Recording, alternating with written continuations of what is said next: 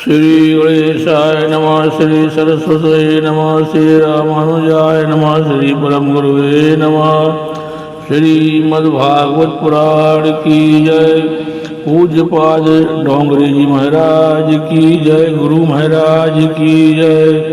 वक्रतुंड महाकाय सूर्यकोटि समप्रभा निर्विघ्नं कुरु मे देव सर्वकार्येषु सर्वदा। सरस्वती महाभागे विद्ये कमलोचने विद्यारूपे विशालाक्षी विद्या देहि नमोस्तुते।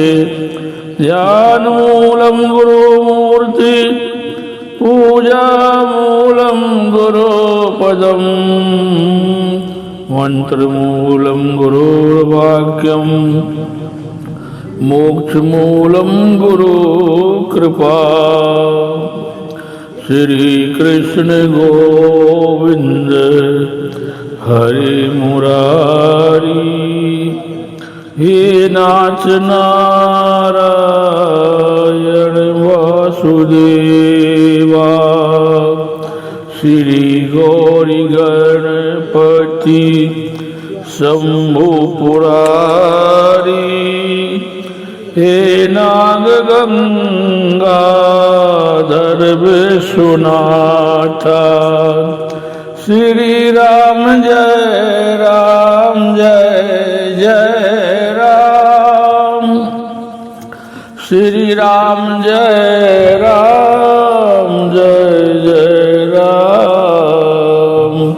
श्री राम जय जय राम। श्री राम जय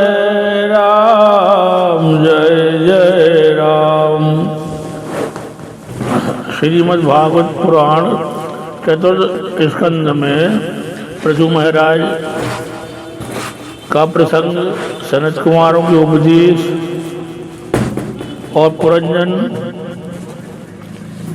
का प्रसंग सुने। गाय घास खाकर दूध देती है। ब्राह्मण साधारण भिक्षा से जीवन निर्वाह करके सभी को ज्ञान दान करता है। गाय और ब्राह्मण के संतुष्ट होने पर प्रजा को शक्ति और ज्ञान मिलते हैं और प्रजा सुखी होती है। आजकल के राजकर्ता ऐसा सोचे तो प्रजा सुखी हो सकती है। जब संपत्ति की अपेक्षा अच्छे संस्कार और धर्म की आवश्यकता जब महसूस होगी और वृद्धि गति भी होगी तभी देश सुखी होगा। पृथु महाराज एक बार रानी हरि के साथ बैठे हुए थे कि वहां शरद कुमार आए। उनके सत्संग से राजा को वैराग उत्पन्न हुआ। वे हरि जी के साथ वन में गए। पृथु महाराज स्वर्ग में गए। शरद कुमारों के उपदेश से उन्होंने वनवास लिया। प्राचीन काल में तो राजा भी राज त्याग करके वन में बसकर प्रभु का भजन करते थे, किंतु इस अर्थ और भोग प्रधान काल में वनवास करने की इच्छा किसी को होती ही नहीं। फिर सुख शांति मिले तो कैसे मिले। श्री कृष्ण गोविंद हरे मुरारी। हे नाथ नारायण वासुदेवा।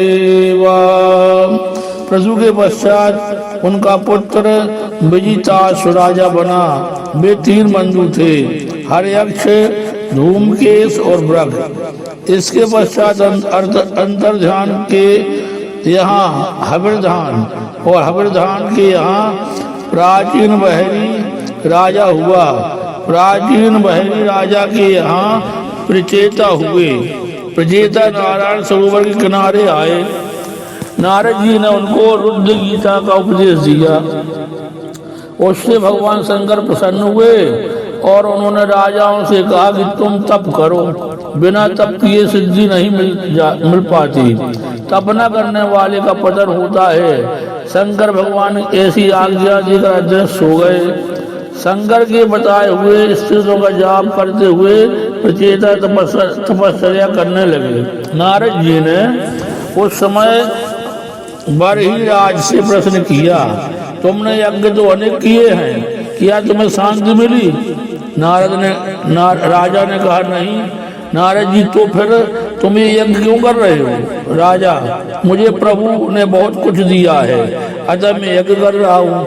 यज्ञों के द्वारा मैं ब्राह्मणों की सेवा कर रहा हूँ। यज्ञ के द्वारा मैं संपत्ति का समाज सेवा में सदुपयोग कर रहा हूँ। यज्ञ से भी तो वैसे शांति नहीं मिल पाती है।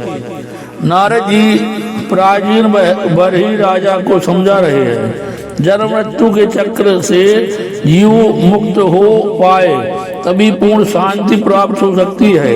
यज्ञ से तेरा कल्याण नहीं होगा।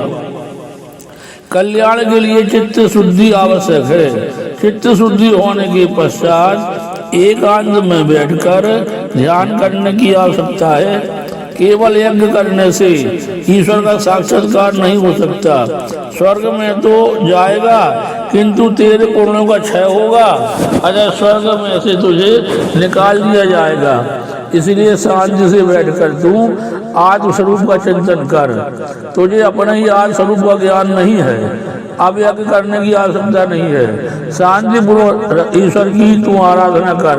राजा ने कहा, आप बड़ा अच्छा उपदेश दे रहे हैं। नारद जी कहते हैं, तुझे अपने ही स्वरूप का ज्ञान नहीं है। जो स्वयं के स्वरूप को पहचान नहीं सकता वह ईश्वर को कैसे पहचान सकेगा? मैं एक कथा सुनाता हूँ, ध्यान से सुनो। प्राचीन काल में एक पुरंजन नाम का एक राजा था। उसके एक मित्र था अभिज्ञात।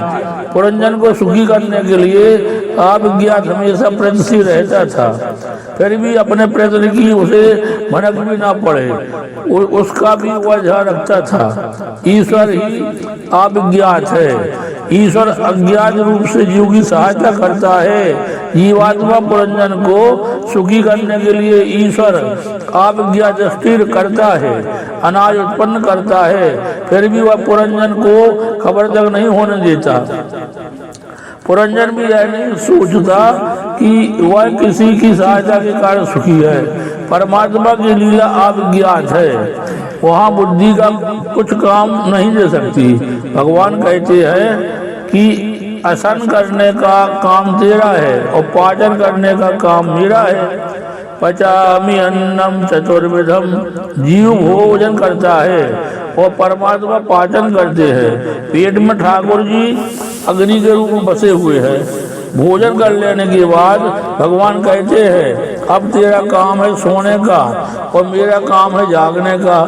श्री कृष्ण गोविंद हरे मुरारी, हे नाथ नारायण वासुदेवा।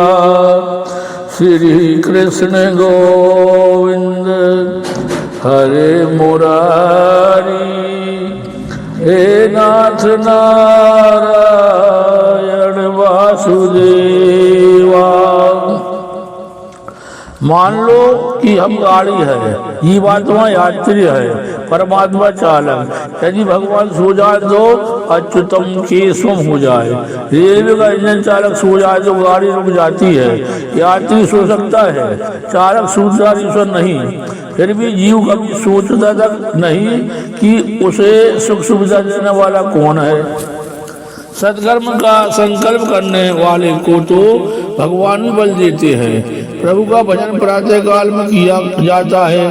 सूर्योदय के पश्चात तो औरों के रजोगुण तमोगुण के रजकण तुम्हें प्रभावित करेंगे, अतः तुम अच्छे ढंग से भजन नहीं कर पाओगे। सत्कर्म का संकल्प करने को भगवान भी बल देते हैं। प्रभु का भजन प्रातः काल में किया जाता है। सूर्योदय के पश्चात तो औरों के रजोगुण तमोगुण के कारण तुम्हें प्रभावित करेंगे, अतः तुम अच्छे ढंग से भजन नहीं कर पाओगे। पुरंजन जीवात्मा है, वह सोचता है कि मैं किसके कारण सुखी हूँ।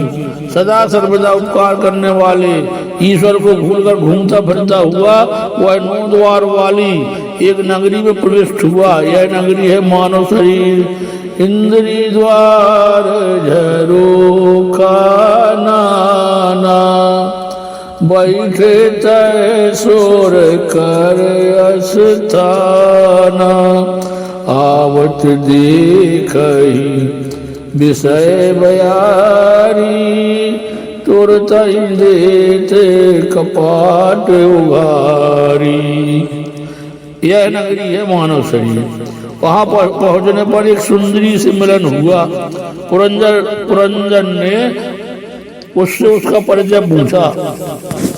स्त्री ने कहा कि मैं यह तो नहीं जानती कि मैं कौन हूँ, किंतु मैं तुम्हें सुखी अवश्य करूंगी।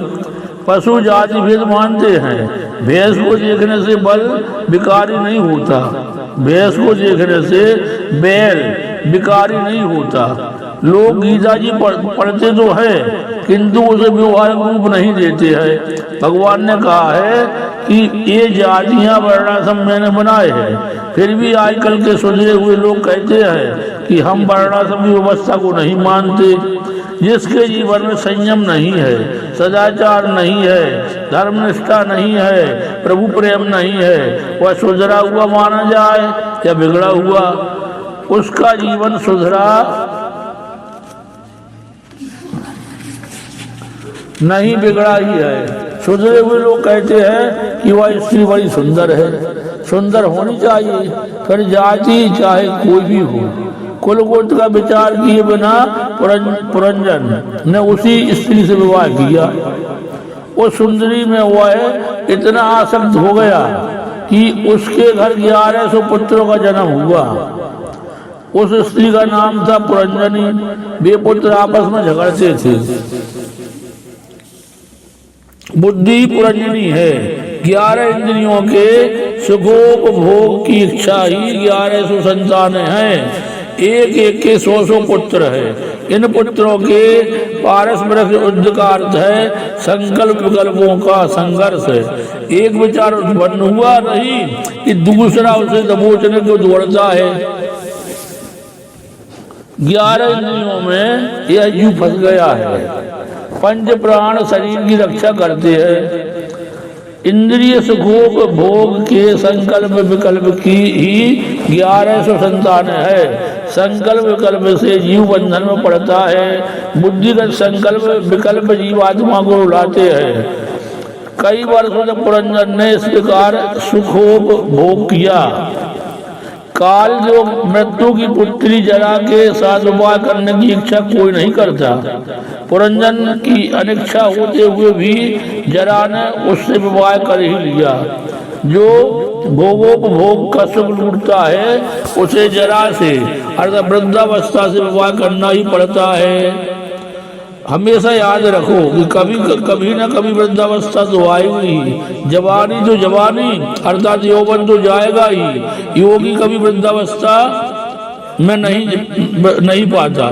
योगी कभी वृद्धावस्था नहीं पाता। श्री कृष्ण गोविंद हरे मुरारी, हे नाथ नारायण वासुदेवा। फिर एक रोज मृत्यु का सेवक प्रज्वर आया। प्रज्वर है अंत्यकाल का ज्वर।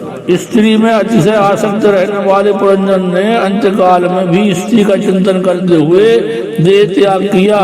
परिणाम से विदर्भ नगरी में उसे कन्या रूप में जन्म लेना पड़ा। अंत्यमति सोगति।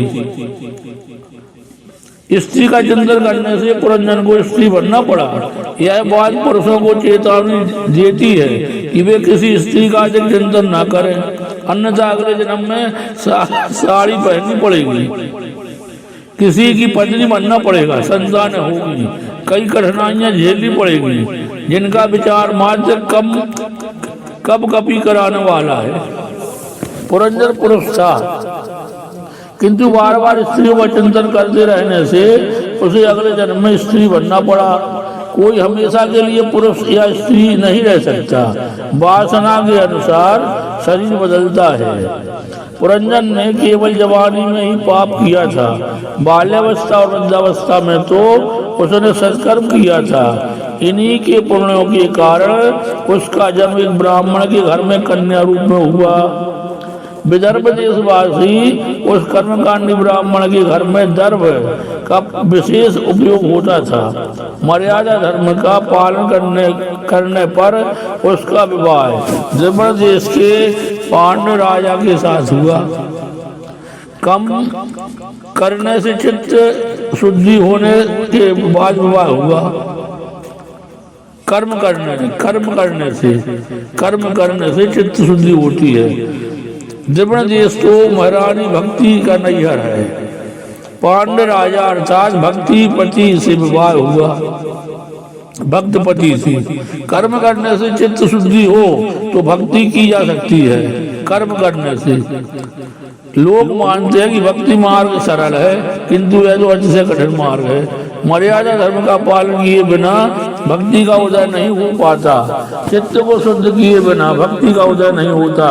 अंत में परमात्मा का अनुभव करने के लिए ज्ञान आवश्यक है। भक्त पति के साथ विवाह होने पर कन्या और 7 पुत्रों का जन्म हुआ। कन्या है कथा श्रवण में सत्संग में रुचि। इस प्रकार भक्ति का जन्म हुआ। 7 पुत्र भक्ति के 7 प्रकार है। श्रवण कीर्तन स्मरण पाद सेवन अर्चन बंधन दास अर्थात 7 प्रकार की भक्ति सिद्ध हुई। श्रवण कीर्तन स्मरण पाद सेवन अर्चन बंधन दास अर्थात 7 प्रकार की भक्ति सिद्ध हुई। कथा श्रवण में सत्संग में रुचि। इस प्रकार भक्ति का जन्म हुआ। 7 पुत्र भक्ति के 7 प्रकार है। श्रवण कीर्तन स्मरण पाद सेवन अर्चन बंधन दास अर्थात 7 प्रकार की भक्ति सिद्ध हुई। भगवान के नाम रूप गुण प्रभाव लीलाओं का कान से श्रवण, सुख से कीर्तन और मन से स्मरण करने पर क्रम से श्रवण कीर्तन और स्मरण भक्ति सिद्ध होती है। श्री कृष्ण गोविंद हरे मुरारी, हे नाथ नारायण वासुदेवा। प्रभु की सेवा करने से अर्जन भक्ति सिद्ध होती है। गोविंद जय जय गोपाल जय जय, गोविंद जय जय गोपाल जय जय, राधा रमण हरि गोविंद जय जय, राधा रमण हरि गोविंद जय जय। प्रभु की मूर्ति को बंधन करने से बंधन भक्ति सिद्ध होती है। मुकुंद माधव गोविंद बोल, केशव माधव हरि हरि बोल। मुकुंद माधव गोविंद बोल, केशव माधव हरि हरि बोल।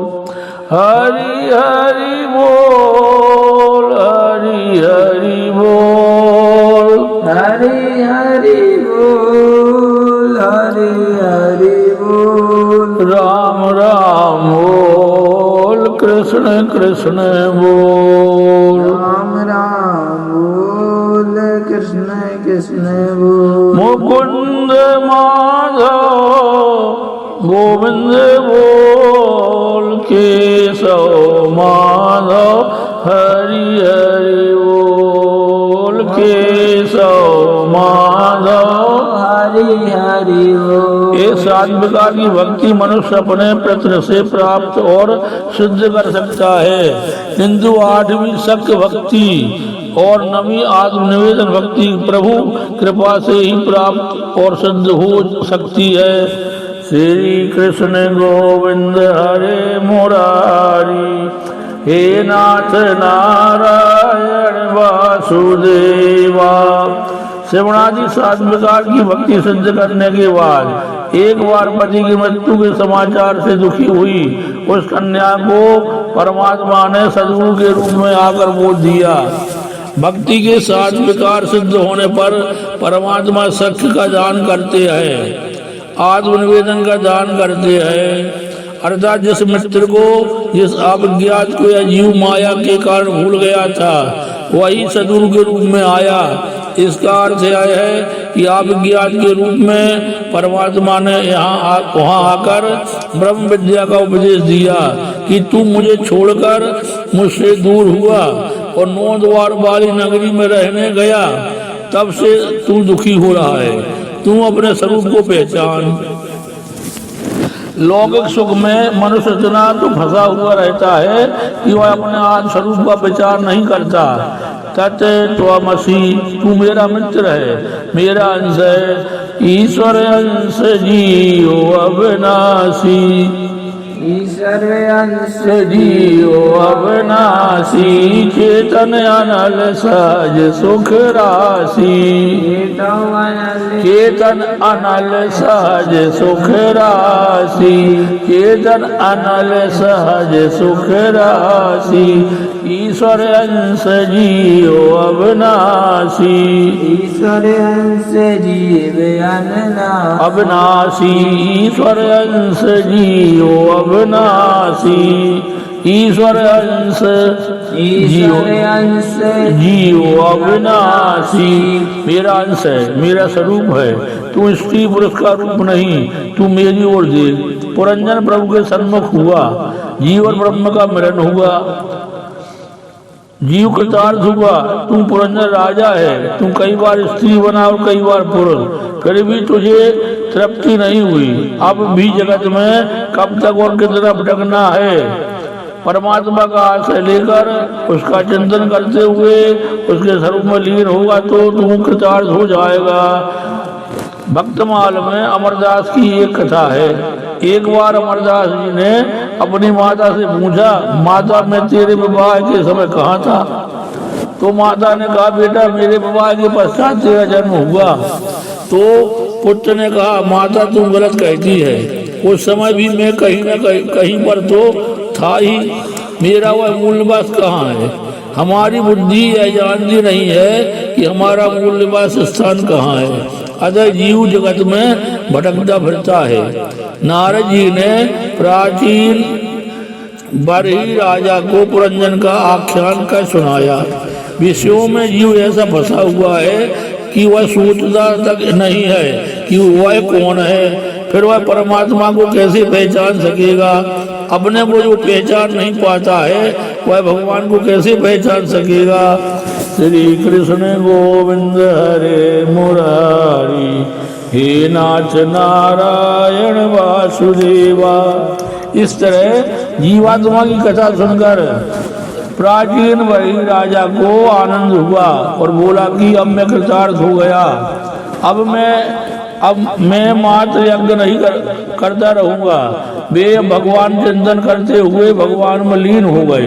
कथा मनुष्य को उसके दोषों से परिचित कराती है और मुक्त भी कराती है। पूर्व जन्म का प्रारब्ध तो झेलना है और ऐसा प्रयत्न करना है कि नया प्रारब्ध उत्पन्न ही ना हो। ऐसा पवित्र और सादगी भरा जीवन जियो कि जन्म मृत्यु के चक्र से मुक्ति प्राप्त हो जाए। आत्मा परमात्मा का अंश है, जीवात्मा देह से भिन्न है। जीवात्मा ना तो ब्राह्मण है और ना तो वैश्य है, ना तो पुरुष है और ना तो स्त्री है।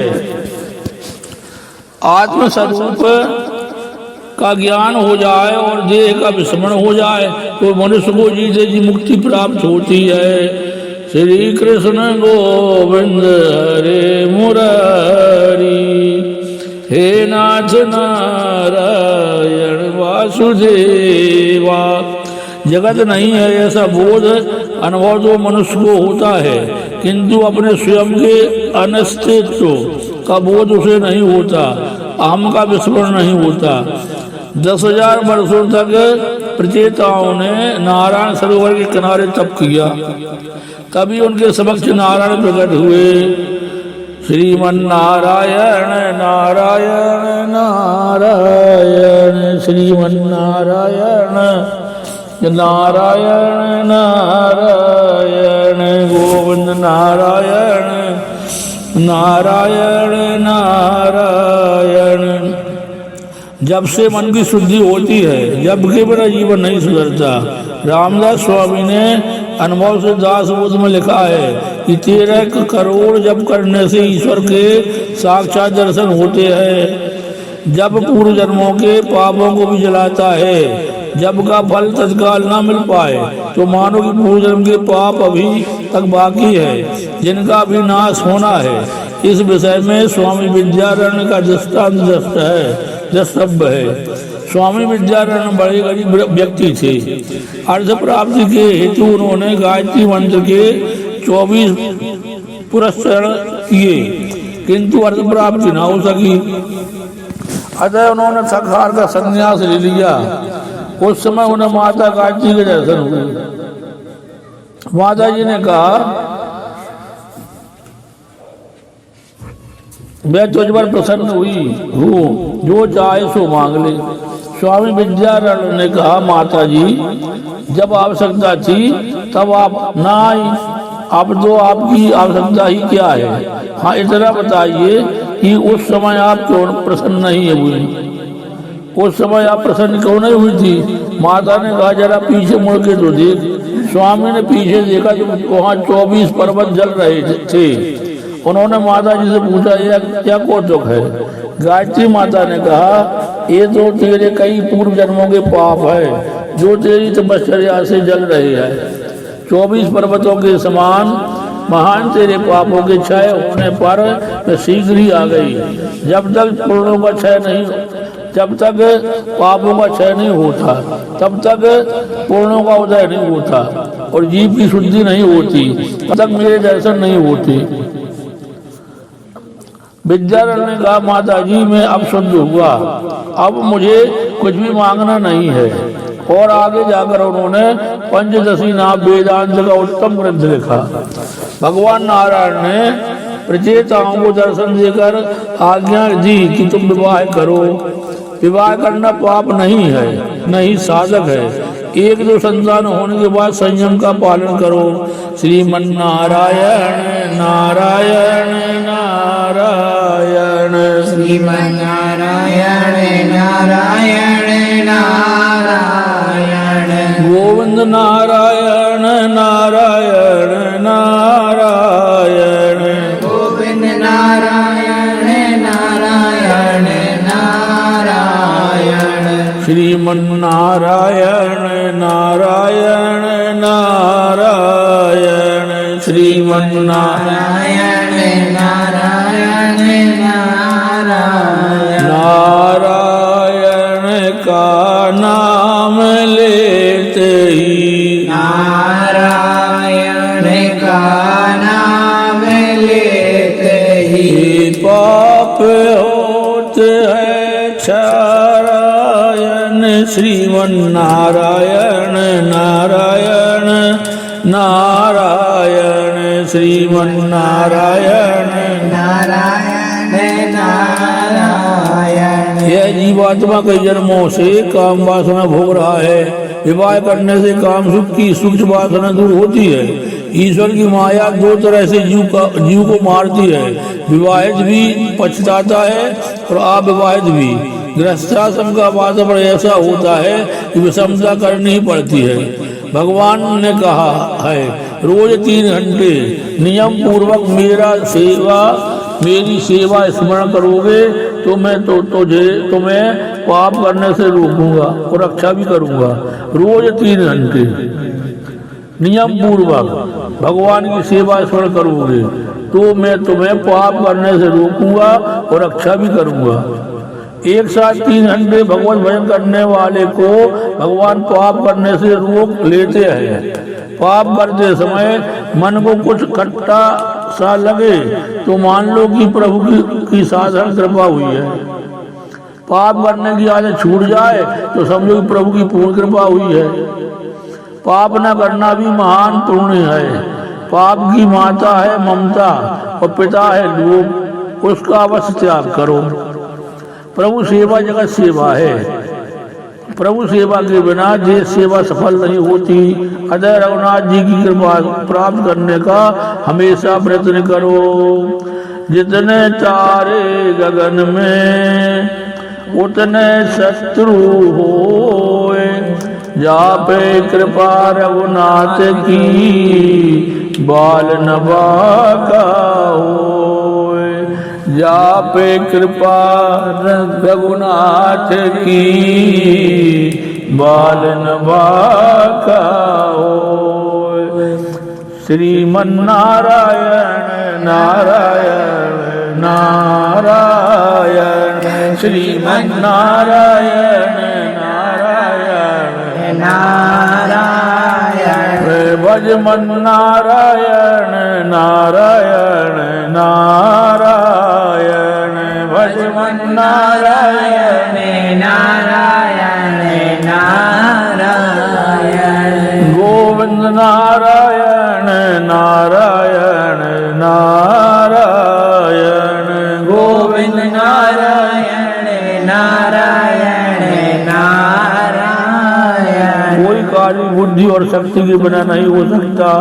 बुद्धि तथा शक्ति ईश्वर की आराधना किए बिना प्राप्त नहीं हो सकती। केवल परोपकार से ईश्वर की प्राप्ति नहीं होती।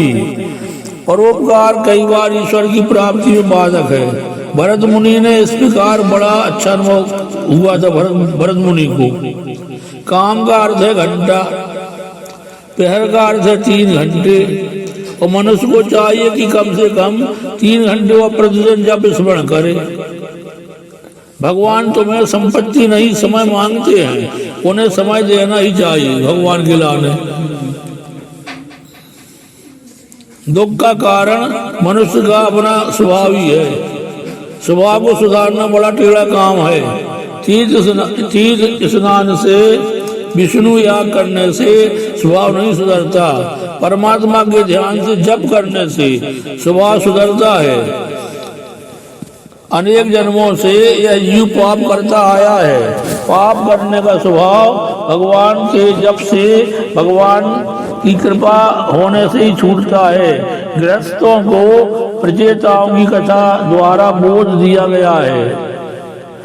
नाम जपते प्रभु दीन प्रसादु, नाम जपते प्रभु दीन प्रसादु, भगत शिरोमणि भय प्रहलादु, भगत शिरोमणि भय प्रहलादु, भगति शिरोमणि भय प्रहलादु, भगति शिरोमणि भय प्रहलादु, ध्रुव संग लानि जप्यो हरि नाउ, ध्रुव संग लानि जप्यो हरि नाउ, पावा परम अनुपम ठाऊ।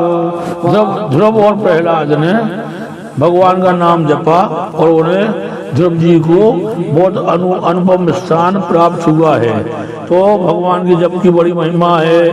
हम सबको भी जप करना चाहिए। श्री कृष्ण गोविंद हरे मुरारी, हे नाथ नारायण वासुदेवा, ध्रुव संगलानी जप्यो हरे नाऊ, और पावा परम अनुपम ठाऊ, और नाम जपत प्रभु दीन प्रसादु, भगत शिरोमणि भय प्रहलादु। और प्रहलाद जी ने नाम जपो तो देखो सबसे भक्तों में शिरोमणि नाम लो जात प्रहलाद जी को। तो अपनों भी सुन के समझ के भगवान की 2-3 घंटा पूजन करो दीजिए, नाम जपो दीजिए। भगवान कहते तुम मेरे लिए 3 घंटा खर्च करो, मैं 21 घंटे तुम्हारी निगरानी करूंगा। हे जीव मैं तुझे पाप से रोकूंगा। ग्रेस विषताम चापी पुंसाम कुशल कर्मिणाम, मदवार्तायात यामानाम ना बंधाय ग्रहमता। जो मनुष्य भगवत दर्पण बुद्धि से, भगवत अर्पण बुद्धि से कर्म करता है, भगवत अर्पण, और जिसका समय मेरी कथा वार्ता में व्यतीत होता है, उसके लिए गृहस्थ श्रमी होने पर भी घर बंधन का कारण नहीं होता। वह संसार में नहीं फंसता और संसार उसे नहीं फंसा पाता। श्री कृष्ण गोविंद हरे मुरारी, हे नाथ नारायण वासुदेवा। श्री कृष्ण गोविंद हरे मुरारी, हे नाथ नारायण वासुदेवा। इतनी कथा भगवान के चरणारविंदों में अर्पण की जाती है। अब आरती शामिल हो जाए आरती में। श्री भागवत भगवान की है आरती, पापियों को पाप से है तारती। श्री भागवत भगवान की है आरती, पापियों को पाप से तारती। ए अमर ग्रंथ ए मुक्ति पंथ ए पंचम वेद निराला, नव ज्योति जलाने वाला।